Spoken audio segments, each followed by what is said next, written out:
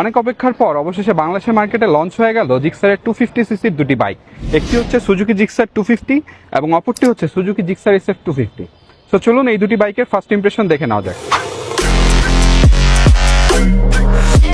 Suzuki 250 সিসির এই bike দুটির সবচেয়ে ইম্পর্ট্যান্ট পার্ট হচ্ছে এর ইঞ্জিন। বাইকটিতে ব্যবহার করা হয়েছে একটি 249 সিসির 4 ভালভ সিঙ্গেল সিলিন্ডারের পাওয়ারফুল ইঞ্জিন, যার ম্যাক্সিমাম পাওয়ার 26.13 বিএইচপি 9300 আরপিএম এবং 22.2 newton metre of torque 7300 RPM উৎপাদন করতে সক্ষম।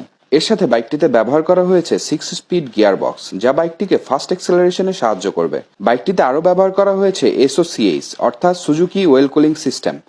এই কুলিং সিস্টেমটি সুজুকি প্রথম মোটোজিপিতে 1980 সালে উদ্ভাবন করেছিল, যার প্রধান উদ্দেশ্য ছিল বাইকের ইঞ্জিনের অপটিমাম টেম্পারেচার মেইনটেইন করা এবং ইঞ্জিনের মেকানিক্যাল ফ্রিকশন কমানো। বাইকটিতে ব্যবহার করা হয়েছে FI ফুয়েল সিস্টেম, যার ফলে বাইকটি থেকে ভালো মাইলেজ পাওয়া যাবে। বাইকটির পাওয়ারকে কন্ট্রোল করার জন্য